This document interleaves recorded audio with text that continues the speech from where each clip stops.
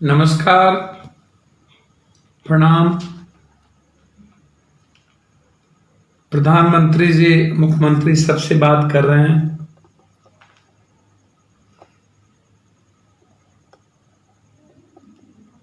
अपने आप को गिरवी तो रख ही चुके हैं मुख्यमंत्री नीतीश कुमार।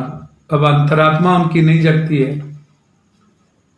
शायद बिहार के 12 करोड़ लोगों को भी गिरवी रखने में इन्होंने कोई कसर नहीं बाकी रखी। बिहार की जनता मान सम्मान के लिए जीती है। चुल्लू भर पानी में डूब के मर जाने की जरूरत है बिहार के सांसद को, बिहार के राज्यसभा सांसद को, एमएलए को, मंत्री को और उप मुख्यमंत्री और मंत्री जो भी विधायक है सबको। बड़ा दुख होता है। आज सबसे अंतिम में प्रधानमंत्री बात करेंगे। हमारी औकात अल्फाबेटिकल भी हम ऊपर में हैं, और यदि राज्य के हिसाब से भी, संख्या के हिसाब से बातचीत होगी तो बड़े राज्यों में हम 2-3 राज्यों में आते हैं। महाराष्ट्र से सबसे पहले बातचीत हुई तो हम उसके नीचे नहीं। चलिए, प्रधानमंत्री जी लॉकडाउन की पीठ थपथपा रहे हैं। जब लॉकडाउन शुरू हुआ था तो 500 के लगभग थी। आज सर्ज होगा, 63,000 संख्या है। आज ही नीतीश कुमार जी और प्रधानमंत्री जी, मैं आपको बहुत दुख भरी खबर दूं। बहुत सारे जगह खाना मांगने पर, बॉर्डरों पर, हरियाणा में, राजस्थान में, गुजरात में मजदूरों की पिटाई हुई। एक गर्भवती महिलाएं साइकिल से गिर के मर गई।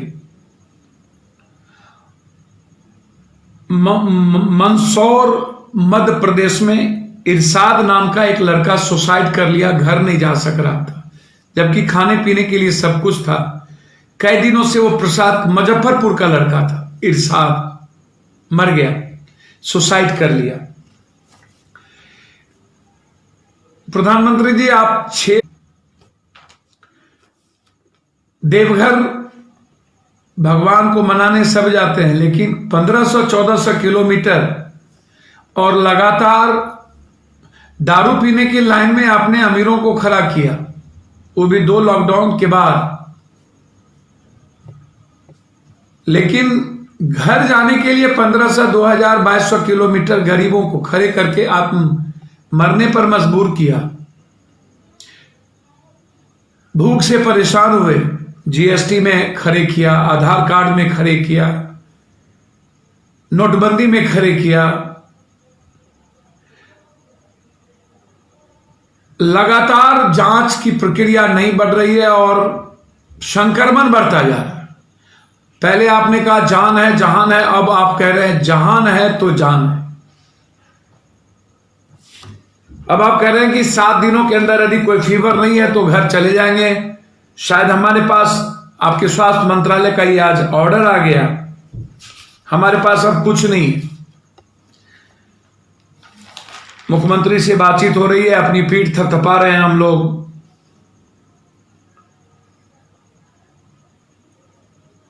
शायद सब कुछ खुल ही रही है, इकोनॉमी तबाह हो ही चुकी। नीतीश बाबू, थोड़ा सीखिए ना महाराष्ट्र से।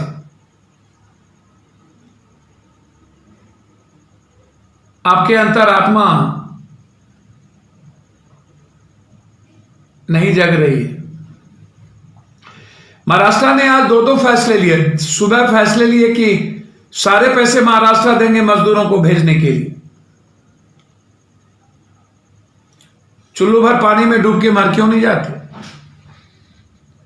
जितने युवा और छात्र हैं सबके पैसे महाराष्ट्र गवर्नमेंट देगी। जितने प्रशिक्षित बेरोजगार हैं, हमें क्या हो गया? किसके पैसे हैं? मैं एक सलाह दूं नीतीश बाबू, बुरा तो नहीं मानेंगे। अभी एक फिर निर्णय लिया, शाम में जितने गुजरात बगल में जितने प्रदेश हैं महाराष्ट्र के, उनके बॉर्डर पर कल से 300 बस चलाएंगे फ्री में। सभी राज्यों के मजदूरों को, युवाओं को महाराष्ट्र सरकार बिना पैसा लिए उनके बॉर्डर पर छोड़ देगी। सीखिए, सीखिए, सीखिए।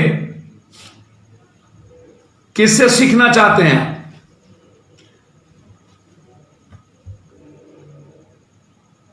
आपको गाली गलौज से, आपको मस्ती से फुर्सत नहीं। आप आज इतने दिनों के बाद कुंभकर्ण की नींद आपकी खुलती है और आप अफसरों को कहते हैं कि जरा ग्राम रोजगार की भी सृजन की व्यवस्था करिए और प्रवासी बिहारियों को वापस 7 दिनों के अंदर लाने का प्रयास कीजिए। नीतीश बाबू, आपकी औकात है? 500 रुपया क्वारंटाइन में। मैं आपको एक सलाह दूं नीतीश बाबू, क्वारंटाइन में आप कितना पैसा देते हैं? 2100।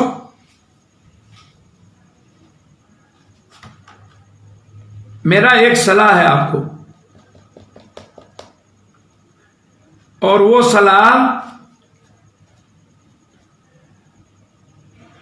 नीतीश बाबू आपको है, आप उस सलाह को मान लीजिए।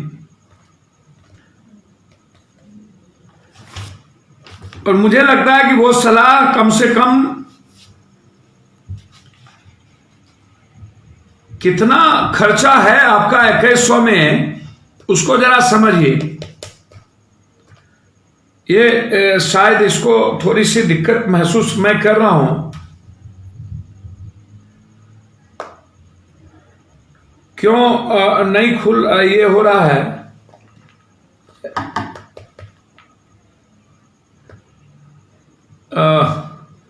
मुझे लगता है कि एक सलाह है मेरी, वो सलाह है कि 12,348 करोड़ रुपया, लगभग 1190 करोड़ रुपया लगभग आप खर्चा कीजिएगा कोरोना मजदूर पर। 14 दिन, अब 21 दिन तक क्वारंटाइन किया जाता है। एक व्यक्ति क्वारंटाइन करने पर प्रत्येक व्यक्ति 21,000 रुपया सरकार व्यय करती है। मतलब एक व्यक्ति पर 21 दिन में 44,000 रुपया खर्च करता है। मेरी राय है सरकार मजदूरों को होम क्वारंटीन कर 44,100 रुपया उनके खाते में ट्रांसफर कर दे। ये मेरी सलाह है, आप सब भी इस सलाह को समझिएगा। और स्वास्थ्य मंत्रालय ने भी कह दिया कि जिसको फीवर नहीं है घर पर आप भेज दें। मजदूर 21 दिन में 42 दिन तक घर से बाहर नहीं निकलेंगे। इतना ही नहीं, बिहार से बाहर फंसे प्रवासी बिहारी मजदूरों को भी उनके खाते में 44,100 रुपया ट्रांसफर कर दें। जब आप कहते हैं कि मजदूर जो आ रहा है सबसे ज्यादा संक्रमण की बीमारी वो पैदा कर रहा है, तो वो मजदूर भी बाहर नहीं जाएंगे, आपके बिहार में नहीं जाएंगे। आप 44,000 डाल दीजिए और मैं मना लूंगा। मैं आपसे वादा करता हूं, क्वारंटाइन आदि के नाम पर जो लूट हो रही है, 21 रुपया भी आपके पदाधिकारी खर्चा नहीं कर रहे। 2100 छोड़ दीजिए, 21 रुपया। 1 से 2 आदमी आपके क्वारंटाइन में है। 11,090, 1,190 करोड़ रुपया लगभग खर्च होगा मात्र। तो सारे मजदूरों को 44,000 रुपया तो मिल गए 2 महीने के, तो वो आराम से जी भी लेंगे, आपको संक्रमण भी नहीं होगा, क्वारंटाइन की जरूरत भी नहीं पड़ेगी और लूट खसोट से बच भी जाइएगा। मतलब 12,348 करोड़ रुपया लगभग।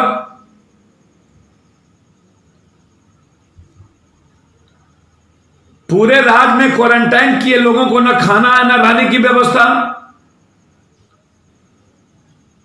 न उपयुक्त इंतजाम है। स्वास्थ्य मंत्रालय ने यह गाइडलाइन जारी किया है कि मॉडरेट कोरोना मरीज को 3 दिन बुखार न हो तो छोड़ दिया जाए। अब न तो अब आश्चर्य है, स्वास्थ्य मंत्रालय के प्रवक्ता लव अग्रवाल ने मजदूरों से अपील किया ना आप सड़क से चले ना पटरी से, कहां आसमान या धरती फाड़ के चलेंगे, मतलब समझ में नहीं आता। तो जो स्थिति है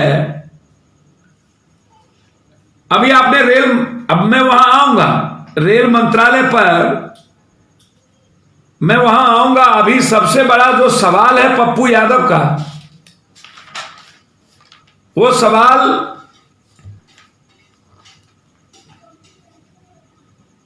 बिहार के एमपी लोगों से है जो अभी मजे ले रहे हैं दिल्ली में, अब कुछ अपने घर में। आज एक बहुत ही घटक दल के अच्छे मुखिया जी बहुत दिनों के बाद रेल मंत्री से बात किए। वो लगातार कभी ना कभी मामला उठाते रहते हैं। अभी शीत युद्ध चल रही है, कभी बड़े भाई छोटे भाई होते हैं। अभी रामविलास पासवान जी का अनाज को लेकर के भी 14-14 लाख लोगों के पास कुछ नहीं है, लड़ाई चल रही है। मैं नेक सलाह दूंगा कि 15 साल रामविलास नीतीश कुमार जी को हो गया, सुशील मोदी जी भी हो गए, एनडीए अपना नेतृत्व बदल दे। आप चिराग पासवान जी लगातार सवाल उठाते रहे हैं, उनके चाचा कैबिनेट मंत्री भी हैं, स्वास्थ्य मंत्रालय के बारे में भी चर्चा करते रहे। अभी लगातार अनाज के सवाल पर नहीं मिल रहा है बिहारियों को, उस पर भी उठाते रहे हैं। बड़ी गंभीर सवाल उनको बहुत दिनों के बाद याद आया। लॉकडाउन में 50 दिनों के बाद बेचारे पहली बार बोले मुझे देर आए दुरुस्त आए। इतने दिनों में लगभग जो मजदूर लाखों लाख करोड़ मजदूर जो स्थिति बुरी हुई, उसमें सबसे बड़ी संख्या अत्यंत पिछड़ा दलित गरीब लोग हैं। और दलित पिछड़े अत्यंत पिछड़े की हिमायती यही नेता लोग बनते हैं। आज उन्होंने जब मंत्री जी से बातचीत की कि ट्रेन बिहार के लिए दें, तो मंत्री जी ने कहा कि सरकार हमसे मांगती ही नहीं है, ट्रेन हम देना चाहते हैं। अरे मंत्री जी, डबल इंजन की सरकार है। कल आपने एक्स सीएम के कहने पर सिंगल इंजन की सरकार उत्तर प्रदेश के लिए बहुत सारे ट्रेन दे दिए। और एक घटक आपसे कह रहे हैं, और एमपी को तो अभी हेमा मालिनी ने गवर्नर से मिले, अब मिल करके मथुरा के लिए, मथुरा लेबर को भेजने के लिए आपसे आग्रह किया। अब हमारे यहां जनता इतनी भोली भाली है, जहर भी देने के बाद माफ कर देती है। भोला बाबा है, शिव भगवान है, हमारे यहां शिव भगवान है। देवघर में जल चढ़ा दो सीधा होता है। सिंहेश्वर बाबा है, सिंहेश्वर धाम मधेपुरा में मेरे यहां है। सीता मैया वहीं है, अग्नि परीक्षा वहीं हो गया। विश्वामित्र बक्सर में है, सब कुछ वहीं हो गया। हमारे यहां तो बड़ा विचित्र इतिहास है, गुरु गोविंद सिंह जी का इतिहास वहीं है। सारा इतिहास तो आप देखिएगा बिहार में ही है। तो आप जहर दीजिए चाहे मार दीजिए, माफ करने का इतिहास वहीं है। मजदूर क्रांति, इसीलिए तो कल हम लोगों ने श्रमिक मजदूर का जो जिंदगी के इतिहास को अभी हम आएंगे, तो इन लोगों की आवाज समाप्त है, ये लोग चर्चा नहीं की। तो मैं चिराग पासवान जी से आग्रह करूंगा कि वहां भी सरकार आपकी, यहां भी सरकार आपकी, आप किससे भीख मांग रहे हैं? बच्चों के लिए पैसा नहीं है, पैसे मजदूरों का खेल हो रहा है। अब विपक्ष का नंगा खेल चिराग बाबू आप देख ही रहे हैं। अब 15 साल हो ही गया, अब रिप्लेस करिए, कोई अच्छा आदमी आप ही बन जाइए। रामविलास नीतीश बाबू 15 साल हो गया, 15 साल पहले हो गया, तो अब आप भी उपयुक्त हैं। कहिए मोदी जी को कि कैंडिडेट बदल दे।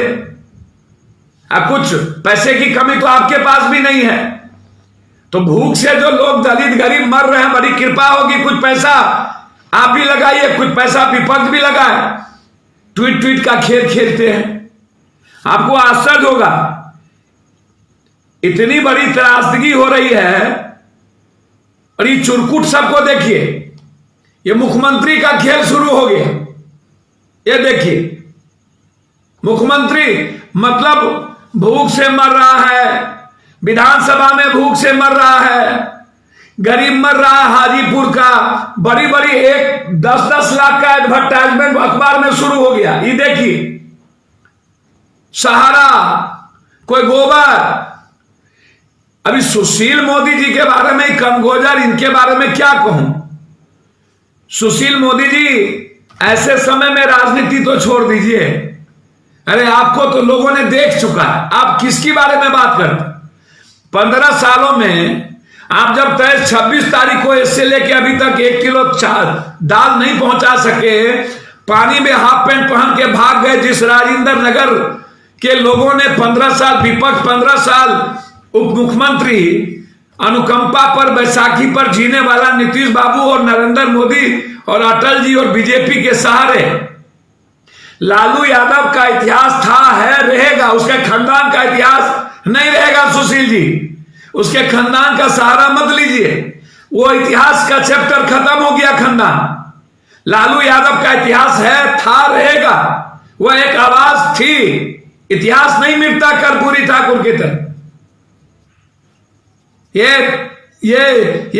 राजनीति का वक्त नहीं है।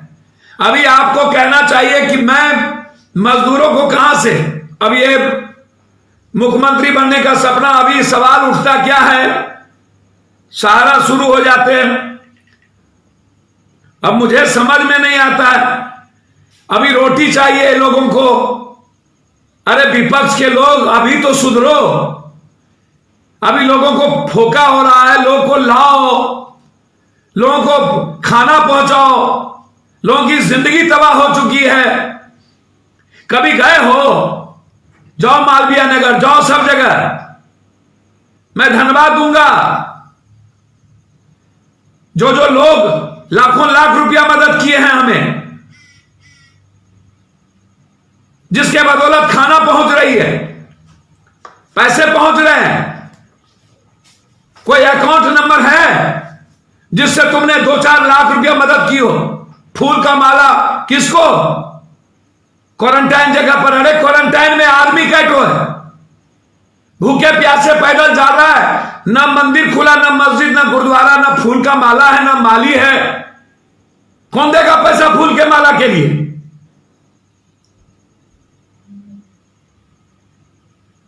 छुतहर के तरह काम करना, बात करना, हमेशा राजनीति। बिहार कहती कुछ है, बोलता कुछ है। अभी सवाल है बिहार को लेकर के हमें बात करना। ये ट्रेन को लेकर के मुनाफाखोरी बात हो रही है। क्या हो गया स्पेशल ट्रेन मजदूरों का? सरकार का निर्णय हमेशा गलत क्यों होता है? अभी ट्रेन पकड़ने के लिए, टिकट के लिए आप कह दिए प्राइवेट गाड़ी चलेगी नहीं। पटना में हम उतरेंगे, हम मुजफ्फरपुर कैसे जाएंगे? हम भागलपुर कैसे जाएंगे? आप कागज दोगे नहीं, हम आएंगे कैसे? और जिसके पास प्राइवेट गाड़ी नहीं है वो दिल्ली स्टेशन कैसे जाएगा? आपको गाड़ी चल नहीं रही है। मतलब मुझे समझ में नहीं आता कि कोई प्रॉपर गाड़ी नहीं है, प्राइवेट गाड़ी के पास नहीं है, सरकार ने कोई पॉलिसी नहीं ली, नीतीश कुमार ने कोई पास से अलाउ नहीं किया, कोई बस नहीं चलाया। कौन वाहन से हम जाएंगे मुजफ्फरपुर, उतरेंगे कैसे? कौन वाहन करेगा? अब ये सारा सवाल, ये कौन अप्रोच करेगा? अब ये जो सारा सवाल है नीतीश बाबू, इस पर चर्चा करने की आवश्यकता है। अब हम इस पर चर्चा करते नहीं हैं। एक तरफ आप कहते हैं कि एक भी पॉजिटिव केस यदि एसी रूम में बैठ गया तो सबको कोरोना हो जाएगा। आपने पूरा एसी कर दिया। कितने पैसे लगेंगे? आपने पहले कहा कि मजदूरों का पैसा देंगे दिल्ली और ये, अब आपने बड़ी चालाकी से आपने ट्रेन चला दी। अब खाने के लिए पैसा नहीं है मजदूरों के लिए, ये हमको कह रहे हैं फूल चढ़ाओ, माला गिराओ। जरा समझिएगा इन लोगों की राजनीति। 50 दिनों तक इन लोगों ने किसी से बात नहीं की। चर्चा सुनिएगा, कितनी गंदी खेल खेलते हैं ये। सूरज का धूप नहीं लगा। आईसीएमआर की कहती है कि सलाह नहीं लिया पैसेंजर ट्रेन चलाने की। अब केंद्र सरकार और रेल मंत्रालय लगता है कि पूरा का पूरा पेंडुलम में है। कोरोना काल में एसी ट्रेन का मतलब यात्रियों से राजधानी का किराया, एसी ट्रेन कोरोना संक्रमण और तेज करेगा।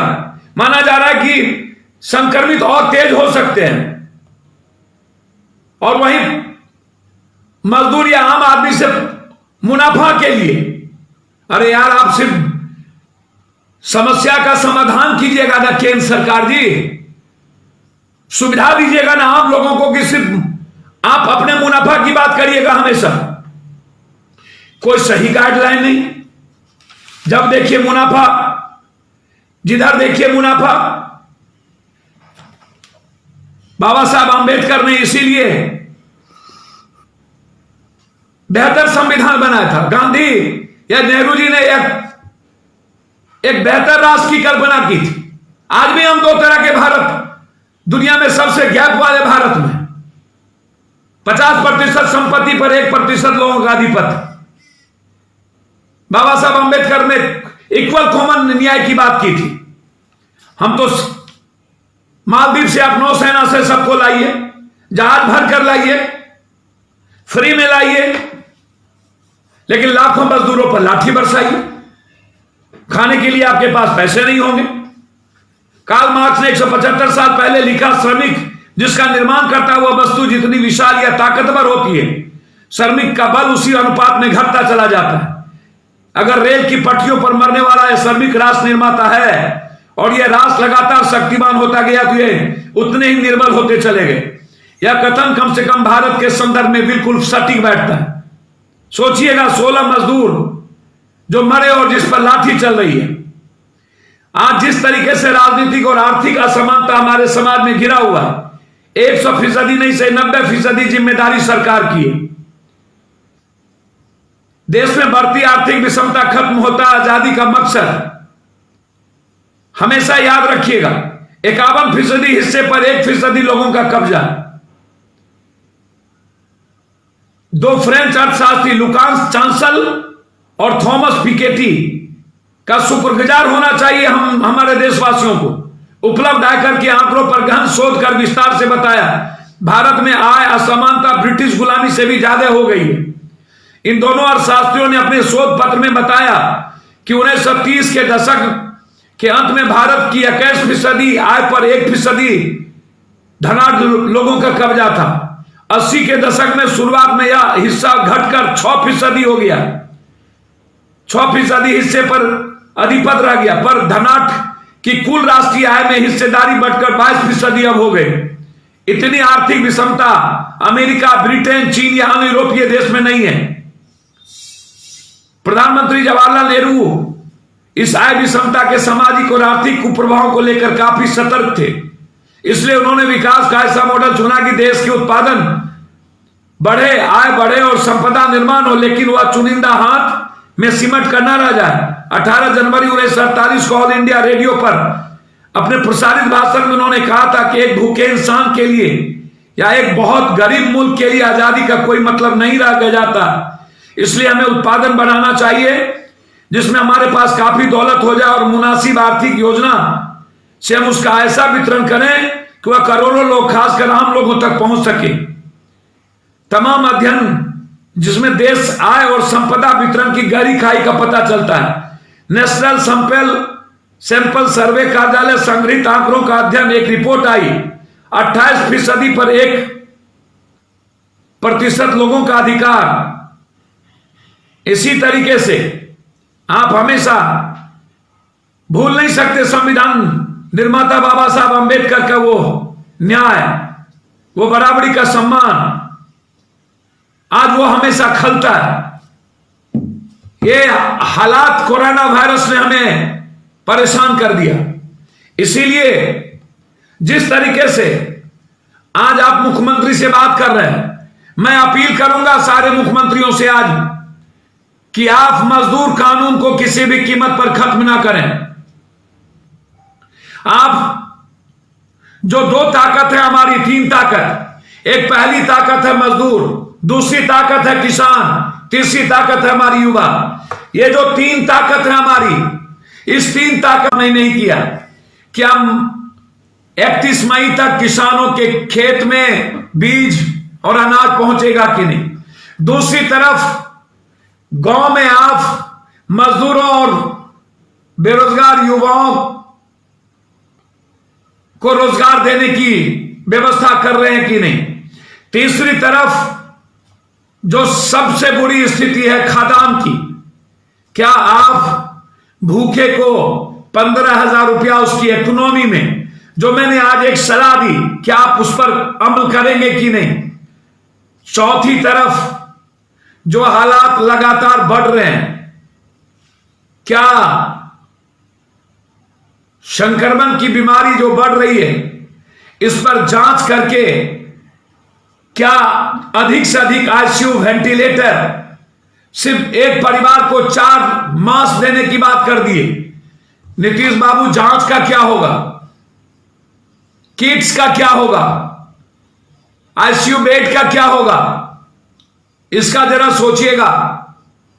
और मेरी विनती है नीतीश बाबू, प्लीज क्वारंटाइन के जगह अनस्टेट से सीखिए और 21 दिन के डर और खौफ को खत्म करिए। श्रमिक कानून को आप जो खत्म कर दिए हैं 3 स्टेट में, उसको वापस करिए। और जिस तरीके से श्रमिक पर आपने हमला किया और बिहार के और देश के अन्य श्रमिकों को नहीं ला रहे हैं, आप बंधुआ मजदूर समझ लिए हैं। ट्रेन श्रमिक स्पेशल नहीं चलाने का निर्णय और खाने के लिए पैसे नहीं और श्रमिकों को पैसे के माध्यम से एसी ट्रेन पर मुनाफा कमाने का एक तरीका, इसका हम विरोध करते हैं। कल 10 बजे आपसे अपील करते हैं कि श्रमिक का आवाज बने। नीतीश कुमार के गलत तरीके, चाहे जो भी राज इस अपने श्रमिक को वापस नहीं बुला रहे हो, एक साजिश का हिस्सा, और जो लोग रोजगार नहीं दे रहे हो, उसके खिलाफ पूरे देश के हम मजदूरों से अपील करेंगे। कल अपने घर के सामने जो जहां है श्रमिक संघर्ष क्रांति मार्च, आप वहीं पर लॉकडाउन का नियम का पालन करते हुए आप एक आवाज दें, इस श्रमिक कानून के खिलाफ इसको वापस लो, हमें हमारे घर में जीने दो, हमें हमारे अधिकार को वापस दो, हमें कम से कम 20,000 रुपया हमारे अकाउंट में डालो।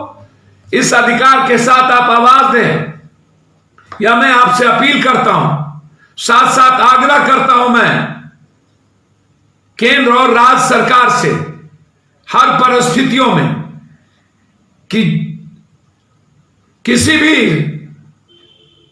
परिस्थिति में जो आप श्रमिक पर हर जिले राज्य में लाठी चला रहे हैं, जो आप मार पीट रहे हैं, इसको अविलंब रोकें। जो अधिकार और रोटी के लिए लोग मांग रहा है, उसको रोकें। बस से और ट्रेन से उनको घर पहुंचाने की व्यवस्था करें, यह मेरा आग्रह है। बहुत बहुत धन्यवाद, नमस्कार।